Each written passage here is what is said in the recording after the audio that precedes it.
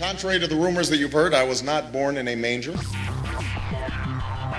I was actually born on Krypton and sent here to save the planet Earth. The words are exhilarating and refreshing to the people, literally claiming to be Superman. Fantasy-based claims equals deception. Access to the necessities of life without servitude, debt, barter, trade, they behave very differently. You want all these things available without a price tag. Now then, you gotta have a price tag. Well, what'll motivate people? Man gets everything he wants, he just lay around in the sun. This is a myth they perpetuate. People in our culture are trained to believe that the monetary system produces incentive. If they have access to things, why should they want to do anything? They will lose their incentive. That's what you're taught to support the monetary system.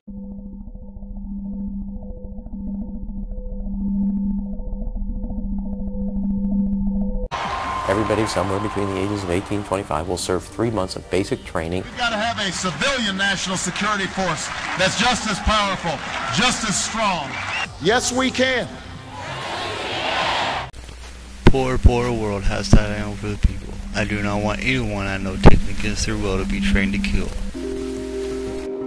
We were saying how very important it is to bring about in the human mind the radical revolution. The crisis is a crisis in consciousness. A crisis that cannot anymore accept the old norms, the old patterns, the ancient traditions. And considering what the world is now, with all the misery, conflict, destructive brutality, aggression, and so on. Man is still as he was. He's still brutal, violent, aggressive, acquisitive, competitive, and he has built a society along these lines. You, the people, have a choice to make. There isn't time to guess and ponder. Ask yourself this question. Do you want to be a slave to this one-world government? If not, then we must work together. Is identical to pro wrestling. And what I mean by that is, in front of the cameras and the public, we all hate each other.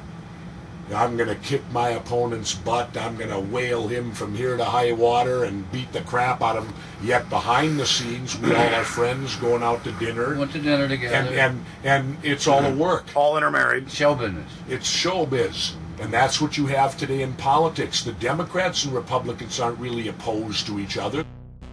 Left and right mean nothing. The only thing that counts is, are you working for Wall Street or you're trying to defend the people against the financiers? Broadway is child's play compared to the U.S. government and politics today in general. In this new society, government will be abolished forever. Our children deserve true freedom. Patriotism, weapons, armies, navies, all that is a sign that we're not civilized yet. Kids will ask their parents, didn't you see the necessity of the machines? Dad, couldn't you see that war was inevitable when you produce scarcity? Isn't it obvious? Of course the kid will understand that you were pinheads, raised merely to serve the established institutions. We're such an abominable, sick society that we won't make the history book. They just say that large nations took land from smaller nations, used force and violence. You'll get history talked about as corrupt behavior all the way along until the beginning of the civilized world. That's when all the nations work together. World unification, working toward common good for all human beings, and without anyone being subservient to anyone else. without social stratification, whether it be technical elitism or any other kind of elitism, eradicated from the face of the earth. The state does nothing because there is no state. Because there is no state.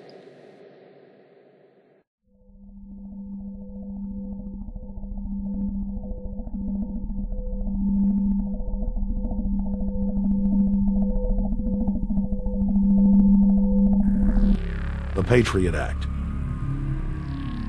Warrantless domestic wiretapping and spying.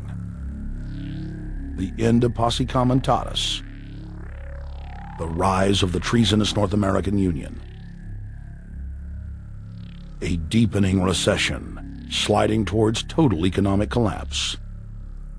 These factors and other abuses had the American people in a state of panic for their future and the very existence of the United States.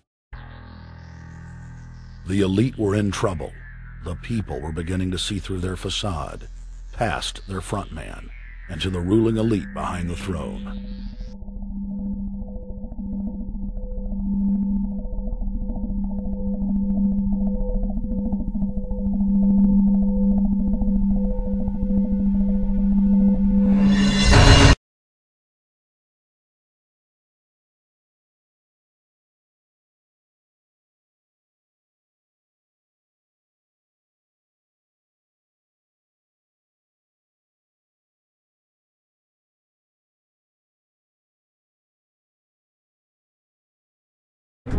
There seems to be no system as taken for granted and misunderstood as the monetary system.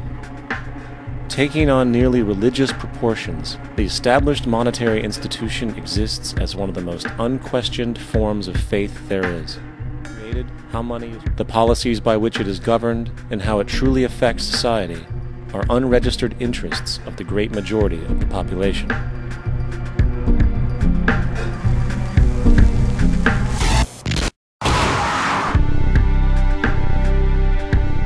In a world where 1% of the population owns 40% of the planet's wealth, in a world where 34,000 children die every single day from poverty and preventable diseases, and where 50% of the world's population lives on less than $2 a day, one thing is clear: something is very wrong.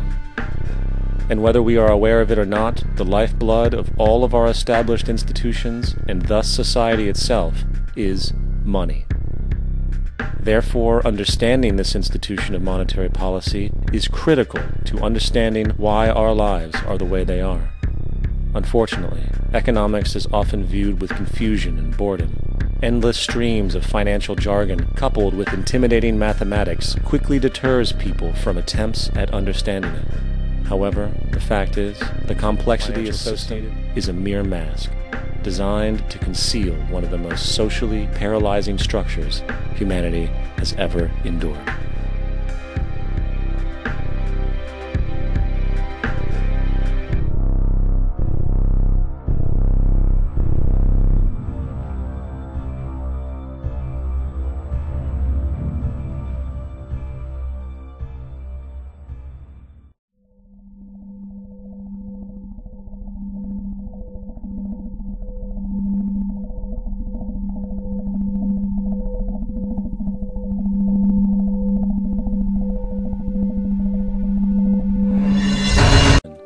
Logically speaking, if resources and technologies applicable to creating everything in our societies, such as houses, cities, and transportation, were in high enough abundance, there would be no reason to sell anything.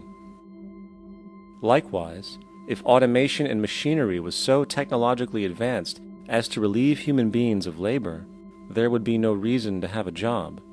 And with these social aspects taken care of, there would be no reason to have money at all. So the ultimate question remains: do we on Earth have enough resources and technological understanding to create a society of such abundance that everything we have now could be available without a price tag